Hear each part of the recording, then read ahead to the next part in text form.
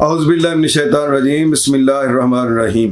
अस्सलामुअलैकुम ख़वातीन व हज़रात, मैं हूं आपका होम्योपैथिक डॉक्टर रिजवान साकिब और आपसे मुखातब हूं शमा होम्यो क्लिनिक लाहौर पाकिस्तान से।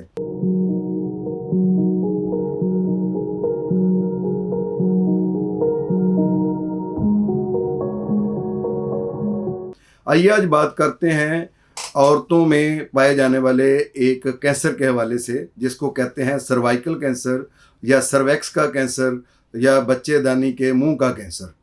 तो ये एक ऐसा सरतान या कैंसर है जो ब्रेस्ट कैंसर के बाद सबसे ज़्यादा ख़वातीन में पाया जाने वाला कैंसर है। इसकी सबसे पहले तो मैं आपको अलामात बताता हूँ कि क्या होती हैं। इसमें ये होता है कि ये किसी उम्र में भी ख़वातीन में जब वो बलूगत में आ जाती हैं तो उसके बाद हो सकता है, लेकिन आम तौर पर ये शादीशुदा ख़वातीन में होता है। और इसमें सबसे पहली इसकी अलामत यह है कि बदबूदार मवाद का खारिज होना, खा वो लकोरिया से हो, खा वो बच्चादानी से किसी भी किस्म का मवाद खारिज हो रहा है तो वो शदीद बदबूदार हो, वो मेंसेस का ब्लड हो या वो लकोरिया हो। और इसके अलावा दूसरी अलामत इसकी ये है कि ब्लीडिंग बहुत हैवी होना, जब भी खून खारिज हो रहा है इसका मेंसेस का तो वो बहुत ज़्यादा मिकदार में खारिज हो और बाज़ औक़ात वो बदबूदार भी हो। और मेंसेस के अलावा महीने के दौरान में अक्सर जो है वो ब्लीडिंग का होते रहना वक्तन फ़वक्तन, ये भी इस चीज़ की अलामत होती है। और इसके साथ साथ ये बच्चादानी से पानी की तरह का मवाद रिश्ता रहना, ये भी, और वो बदबूदार भी हो तो ये भी इस चीज़ की अलामत होती है। ऐसे ही जैसे मेंसेस आते हैं इसी तरह से पानी खारिज होता रहता है, तो ये भी सर्वैक्स के कैंसर की अलामत हो सकती है। इसके साथ साथ अगर पेशाब वाली नाली में जलन हो रही है, पेशाब के साथ खून आ रहा है, या मकद में जलन है, मकद के ज़रिए से खून आ रहा है, तो ये भी सर्वैक्स के कैंसर की अलामत हो सकती हैं। क्योंकि ये जो होल हैं दोनों, जो यूरिनरी ट्रैक है उसका भी होल और जो स्टूल का ट्रैक है उसका जो होल है, वो दोनों ही ये बच्चादानी के होल के बिल्कुल पास होते हैं। तो ये इसलिए ये इन्फेक्शन वहाँ भी जा सकता है और उसकी वजह से ये अलामत पैदा हो सकती हैं।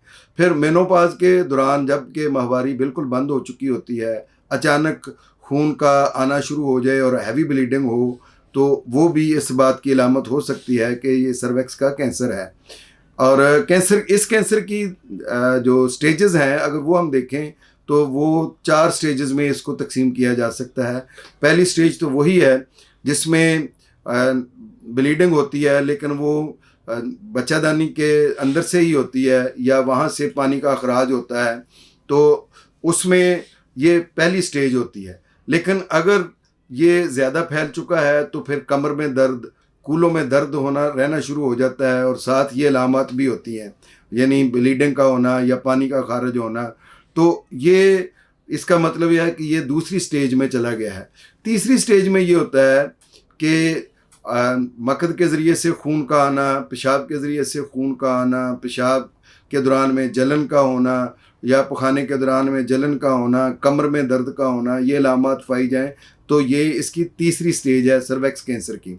और चौथी स्टेज में पूरे बॉडी में दर्द होना, ब्रेस्ट में दर्द का होना और थकावट का होना, बुखार का होना, हर वक्त सुस्ती और काहली का रहना और मेंसेस पर कंट्रोल का ना होना, हैवी ब्लीडिंग होना और पखाने के साथ खून का आना, पेशाब के साथ खून का आना, ये सारी चीज़ें जो हैं वो फिर पूरे बॉडी के अंदर जब ये कैंसर की अलामत पाई जाती हैं तो इसको 4th स्टेज कहते हैं।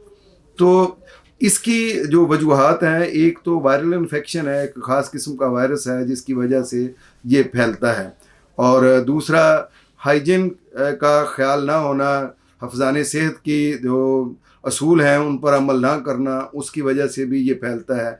वो ख़वातीन जो बहुत ज़्यादा बच्चे जन्म देती हैं उनमें भी अक्सर ये पाया जाता है। फिर पार्टनर जो है वो एक से ज़्यादा हों तो उसकी वजह से भी ये पाया जाता है। और उस दौरान में अगर जो इंटरकोर्स के दौरान में अगर दर्द होता है तो ये इसकी ख़ास अलामत होती है, और इंटरकोर्स के बाद या इंटरकोर्स के दौरान में ब्लीडिंग होती है तो ये भी इसकी एक ख़ास अलामत होती है कि ये सर्वैक्स कैंसर हो सकता है। तो ये जो मैंने आपको अलामत बताई हैं, इसके अलावा HIV या जिसको हम एड्स कहते हैं, इसकी अगर अलामत पाई जाती हैं पेशेंट में तो उस ये भी एक ट्रिगर का काम देता है, यानी ऐसी ख़वातीन में ये ज़्यादा चांसेस होते हैं कि उनको सर्वैक्स का कैंसर हो जाए। तो ये थी चंद एक वजूहात, असबाब और इसके साथ इसकी अलामत जिसमें सर्वैक्स का कैंसर हो सकता है। तो अब होम्योपैथी में इसका क्या इलाज है? तो होम्योपैथी में बहुत सारी मेडिसिन हैं जो इस कैंसर में काम आती हैं, और उसमें हम आयोडियम को इस्तेमाल कर सकते हैं अलामत के मुताबिक। जब पेशेंट को बहुत ज़्यादा भूख भी लगती है और जिस्म सूखता जा रहा है और साथ ये सर्वैक्स के कैंसर की अलामत पाई जा रही हैं। इसके साथ ही हमारे पास एक बहुत अच्छी मेडिसिन है करियाजोट। जब जलनदार मवाद खारिज होता है, बदबूदार मवाद खारिज होता है, तो उस वक्त करियाजोटम मेडिसिन को इस्तेमाल किया जा सकता है। हाइड्रोस्टस तो वैसे ही मानी हुई मेडिसिन है सर्वैक्स के कैंसर की। इसको आप मदर टिंचर में 5 ड्रॉप्स दिन में 3 बार ले सकते हैं, जिससे सर्वैक्स कैंसर को कंट्रोल किया जा सकता है, मैनेज किया जा सकता है, मिनिमाइज़ किया जा सकता है। और इसके साथ ही CPA एक ऐसी मेडिसिन है कि जब सर्वैक्स का कैंसर है और उसके साथ ऐसे लग रहा है कि जैसे बच्चादानी बाहर ही निकल आएगी और बहुत ज़्यादा वहाँ पर एक लोड सा महसूस होता है, तो उसमें CPA मेडिसिन बड़ा अच्छा काम करती है। ख़ास तौर पर अनमैरिड बच्चियों में अगर इस तरह का मसला हो रहा है तो उनमें भी, और ज़्यादा बच्चे पैदा करने के बाद जिन ख़वातीन में होता है उनमें भी CPA बड़ा अच्छा काम करती है। डिस्चार्ज बहुत ज़्यादा हो रहा हो तो उसमें ये CPA बड़ा अच्छा काम करती है। इसके साथ ही हेलोनियाज़ एक ऐसी मेडिसिन है जो हेल्पिंग मेडिसिन के तौर पर तमाम मेडिसिन के साथ मदर टिंचर के तौर पर दी जा सकती है। आप 10 ड्रॉप्स दिन में 3 दफ़ा ले सकती हैं, तो इसके ज़रिए से भी इसको मिनिमाइज़ किया जा सकता है। सर्वैक्स का कैंसर खा फर्स्ट स्टेज पर हो, सेकंड पर हो, थर्ड पर हो या फोर्थ में हो, कम से कम होम्योपैथी मेडिसिन के ज़रिए से पेशेंट को रिलीफ दिया जा सकता है, उसके सिम्टम्स को मिनिमाइज़ किया जा सकता है और उसकी तकलीफ़ को कम किया जा सकता है। इसलिए आप खुदा न खास्ता अगर इस मर्ज़ में मुब्तला हैं तो आपको होम्योपैथिक मेडिसिन का सहारा ज़रूर लेना चाहिए। अक्सर ख़वातीन जब पहली स्टेज में होता है या उसकी इब्तदाई सिम्टम्स होती हैं तो उसमें जो हमारी मशरकी रवायात के मुताबिक वो इसको बताने में शर्माती हैं कि इंटरकोर्स के दौरान में हमारे दर्द होता है या इंटरकोर्स के साथ ब्लीडिंग होती है या जो लकोरिया बदबूदार आ रहा है या मेंसेस के बाद दोबारा मेंसेस शुरू हो गए हैं, तो इसको हेजिटेट करती हैं इन अलामात को बताते हुए। तो मर्ज़ को जितना आप छुपा कर रखेंगी उतना ज़्यादा वो सीवियर होता जाएगा। इसलिए बेहतर ये होता है कि अगर इब्तदाई अलामात में ही इसको पकड़ लिया जाए तो इसका कोई ज़्यादा लंबा चौड़ा इलाज नहीं होता और ये काबिल इलाज होता है। बहुत शुक्रिया। अल्लाह हाफ़िज़। अस्सलामु अलैकुम।